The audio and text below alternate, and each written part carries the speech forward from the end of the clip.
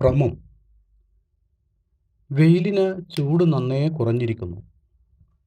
സൂര്യൻ അന്നത്തെ തിരക്കുകൾ അവസാനിപ്പിച്ച് പടിഞ്ഞാറൻ ചക്രവാളത്തിൽ വിശ്രമിക്കാനുള്ള ഒരുക്കത്തിലാണ്. പാതയോരങ്ങൾ ഉണർന്നു കഴിഞ്ഞു. സായാഹ്ന നടത്തക്കാരുടെയും കുടുംബവുമായി എത്തിയവരുടെയും അന്യസംസ്ഥാന തൊഴിലാളികളുടെയും തിരക്ക് മറൈൻ ഡ്രൈവിലെ ഞായറാഴ്ചയ്ക്ക് ഉത്സവ പ്രതീതി ചാർത്തുന്നു. ഒരിക്കൽ തൻ്റെ യൗവനകാലത്തെ ഏതൊക്കെ തരത്തിൽ പരിപോഷിപ്പിച്ചിരുന്ന ഇടമായിരുന്നു അതെന്ന് പാതയോരത്ത് ഇരിപ്പിടത്തിൽ ചാഞ്ഞിരുന്നു കൊണ്ട് അയാൾ ഓർത്തു. നേവൽ ബേസിലേക്ക് പോകുന്ന ചെറുവിമാനങ്ങളുടെ ഇരമ്പൽ ഇടയ്ക്കിടെ മുഴങ്ങുന്നു. ദൂരെ കപ്പൽച്ചാലിൽ പൊട്ടുപോലെ പ്രത്യക്ഷപ്പെട്ട ഒരു കപ്പൽ തീരത്തേക്ക് അടുക്കുന്തോറും അതിൻ്റെ ഭീമാകാര രൂപം ദൃശ്യമാക്കുന്നു.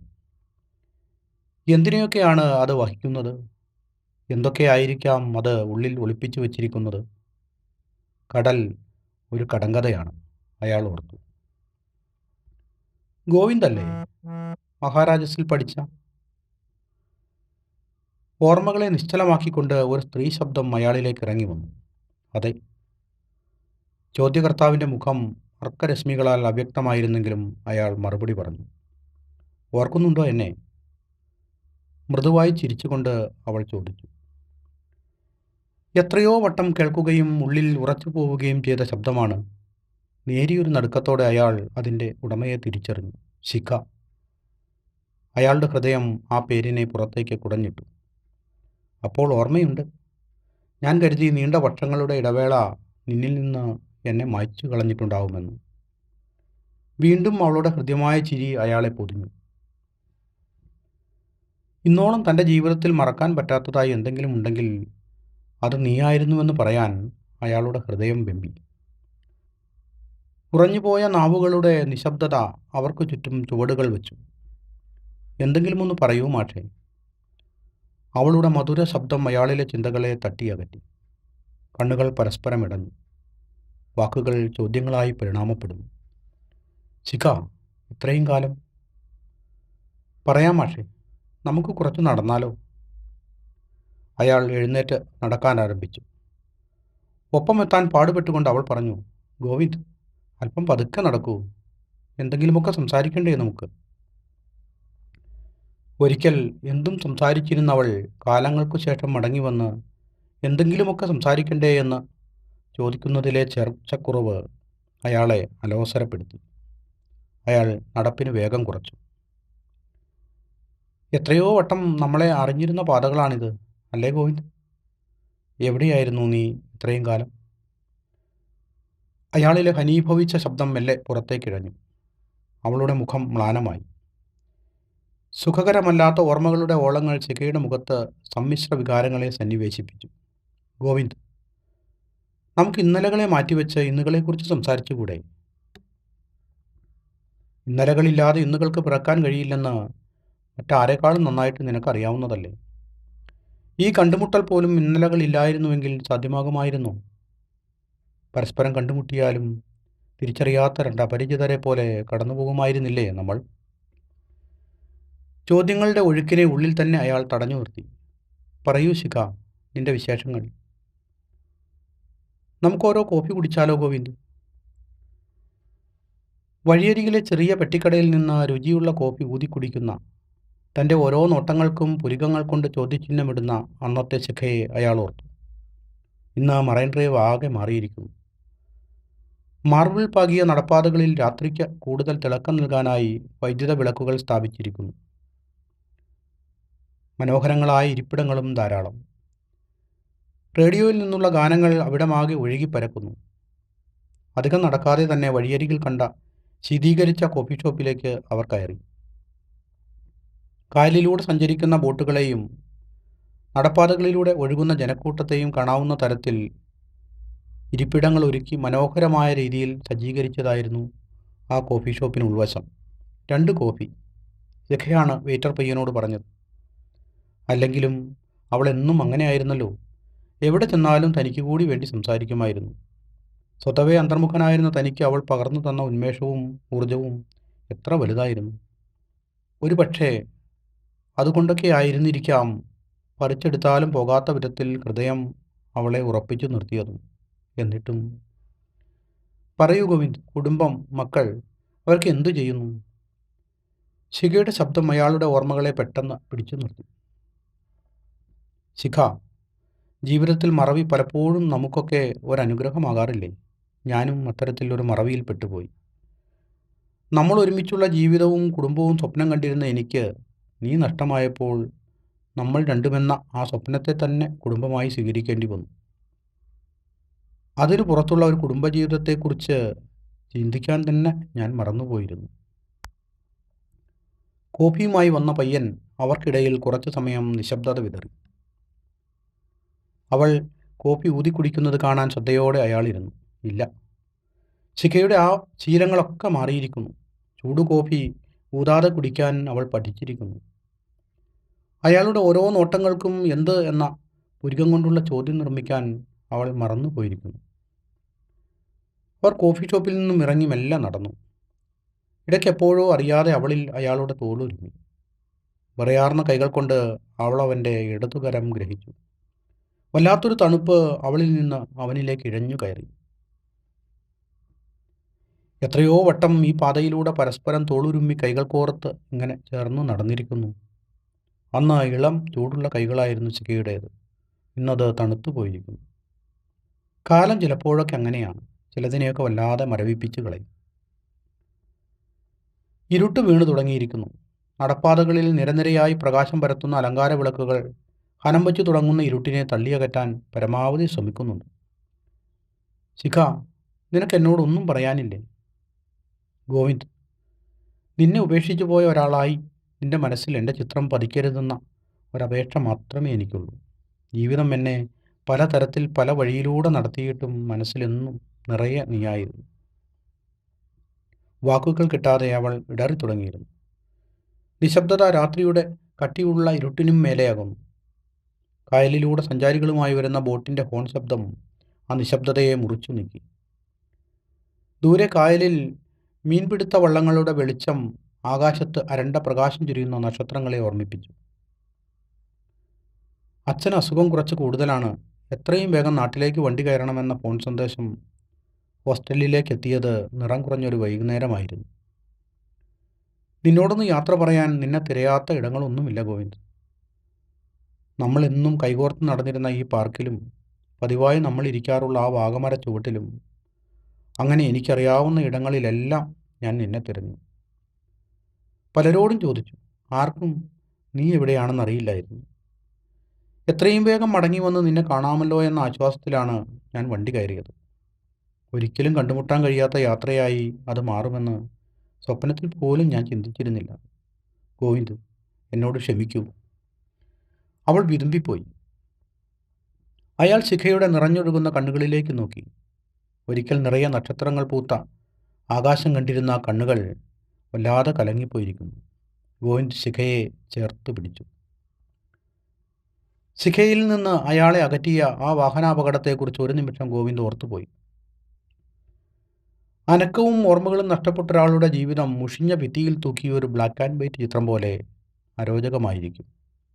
തന്നെയും തൻ്റെ ബോധാവബോധങ്ങളെയും കുറച്ചു കാലത്തേക്കെങ്കിലും വേർപ്പെടുത്തി കളഞ്ഞൊരു വാഹനത്തിൻ്റെ ഹെഡ്ലൈറ്റ് വെളിച്ചം കൊള്ളിയാൻ പോലെ ഗോവിന്ദിൻ്റെ മനസ്സിലൂടെ പാഞ്ഞുപോയി.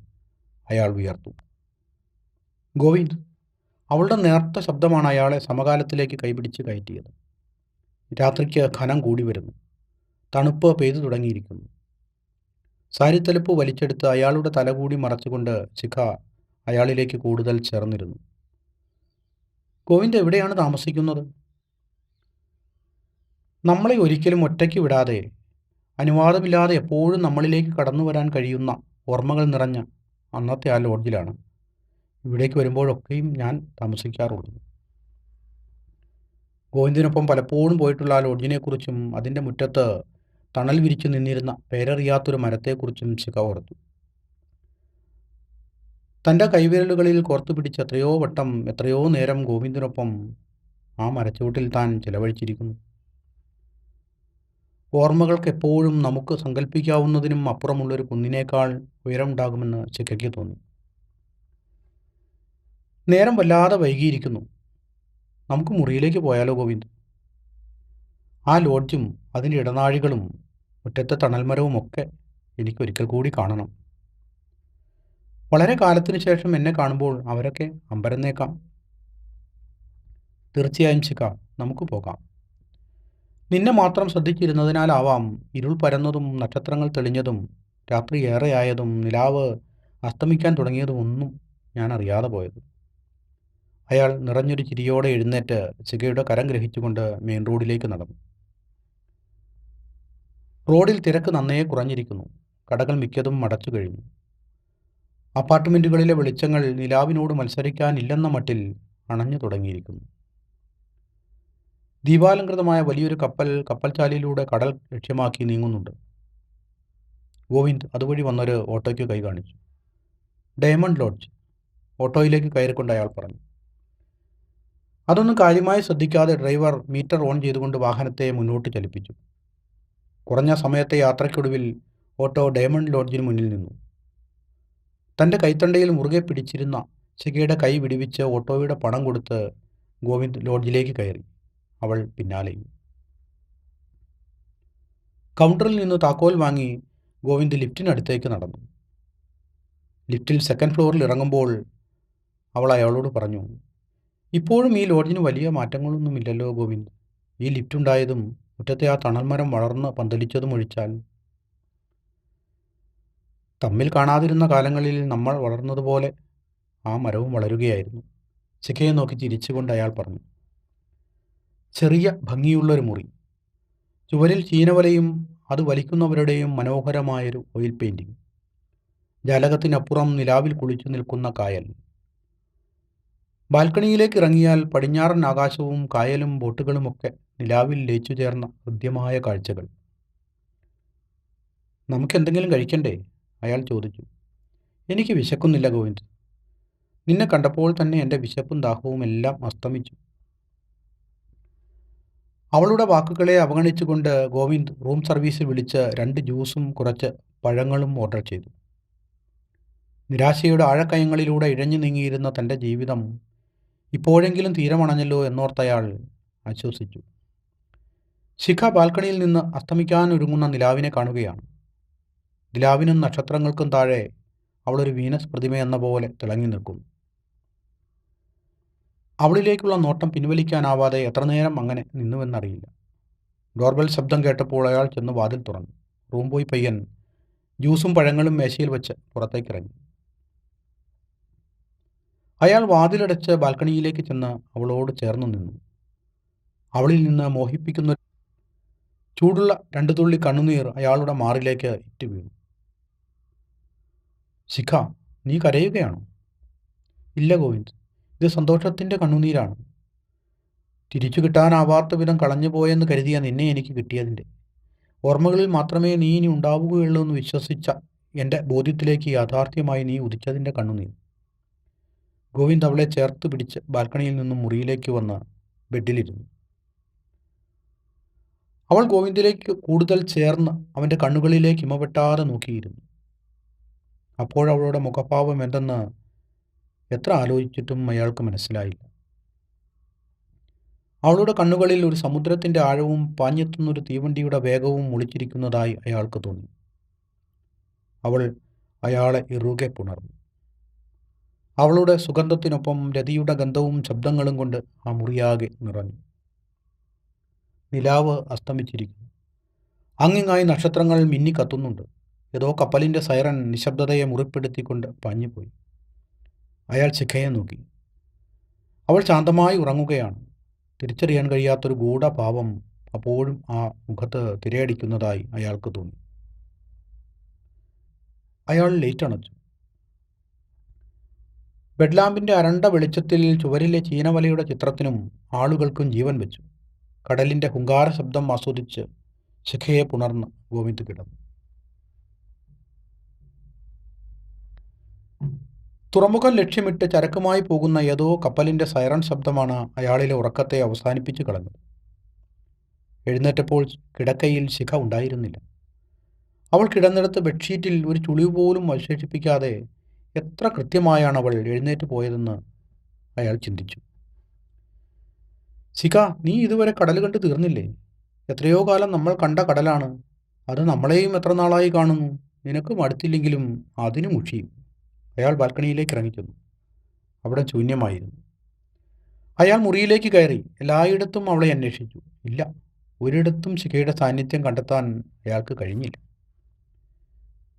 കിടക്കയിലും മുറിയിലാകെയും അവളുടെ ഗന്ധം നിറഞ്ഞു നിൽക്കുന്നുണ്ട്. എന്നിട്ടും അവളെവിടെ? ഗോവിന്ദ് പുറത്തേക്ക് ഓടി. വേഗത്തിൽ ലിഫ്റ്റിൽ കയറി റിസപ്ഷനിലെത്തി. ഇന്നലെ തനിക്കൊപ്പം ഉണ്ടായിരുന്ന സ്ത്രീ പുറത്തേക്ക് പോകുന്നത് കണ്ടോയെന്ന് തിരക്കി. ഇന്നലെ സാർ തനിച്ചായിരുന്നല്ലോ, റിസപ്ഷനിലിരുന്ന പയ്യൻ പറഞ്ഞു. അല്ല, എനിക്കൊപ്പം അവളുണ്ടായിരുന്നു, എൻ്റെ ശിഖ. റൂമിൽ ഭക്ഷണവുമായി വന്ന റൂം ബോയിയും കണ്ടതാണല്ലോ. ഇല്ല സാർ, റൂമിൽ സാർ ഒറ്റയ്ക്കായിരുന്നു. സാർ ആരോടോ സംസാരിക്കുന്നുണ്ടായിരുന്നു. അവിടെ ആകെ നോക്കിയിട്ടും എനിക്കാരെയും കാണാൻ കഴിഞ്ഞതുമില്ല. അവൻ്റെ വാക്കുകൾ അയാളെ കൂടുതൽ കുഴക്കി. അയാൾ വല്ലാതെ വിയർത്തു. എന്താണ് സംഭവിക്കുന്നത്? അവളുമൊത്ത് ഇന്നലെ അസ്തമയം കണ്ടത് സത്യമല്ലെന്നോ? രാത്രിയിൽ അവളിലേക്ക് ഭ്രാന്തമായി അലിഞ്ഞു ചേർന്നത് യാഥാർത്ഥ്യമല്ലെന്നോ? മുറിയാകെ നിറഞ്ഞിരിക്കുന്ന അവളുടെ ഗന്ധം മിഥ്യയാണെന്നോ? റിസപ്ഷനിലെ ടെലിവിഷനിൽ വാർത്തകൾ വായിക്കുന്ന പെൺകുട്ടി ഏതൊക്കെയോ രാജ്യത്തു നടക്കുന്ന യുദ്ധങ്ങളെക്കുറിച്ചുള്ള വാർത്തകളാണ് പറയുന്നത്. ആശയക്കുഴപ്പങ്ങളുടെയും അവ്യക്തതകളുടെയും വേലിയേറ്റങ്ങൾ അയാളുടെ മനസ്സുമായി വലിയ യുദ്ധത്തിൽ ഏർപ്പെട്ടിരിക്കുകയാണ്. അതിനിടയിലും ശിഖയെ എവിടെ കണ്ടെത്തുമെന്നയാൾ ആശങ്കപ്പെട്ടുകൊണ്ടിരുന്നു. പെട്ടെന്ന് ടെലിവിഷനിൽ പ്രത്യക്ഷപ്പെട്ടൊരു വാർത്തയിൽ അയാൾ വിറങ്ങലിച്ചു പോയി. ട്രെയിനിടിച്ച് യുവതി മരിച്ചു. ഇന്നലെ വൈകുന്നേരം എറണാകുളം സെൻട്രൽ ജംഗ്ഷനിലായിരുന്നു സംഭവം. 45 വയസ്സുള്ള ശിഖ എന്ന യുവതിയാണ് മരണപ്പെട്ടത്. കൂടുതൽ കേൾക്കാനാകാതെ കേൾവികൾ അടഞ്ഞുപോയ അയാൾ നിലത്തേക്കിരുന്നു. അയാളുടെ ബോധമണ്ഡലത്തിലേക്ക് അതിവേഗത്തിലൊരു തീവണ്ടി ഇടിച്ചു കയറി. എല്ലാം തകർത്തുകൊണ്ട് ദൂരേക്ക് പാഞ്ഞുപോയി.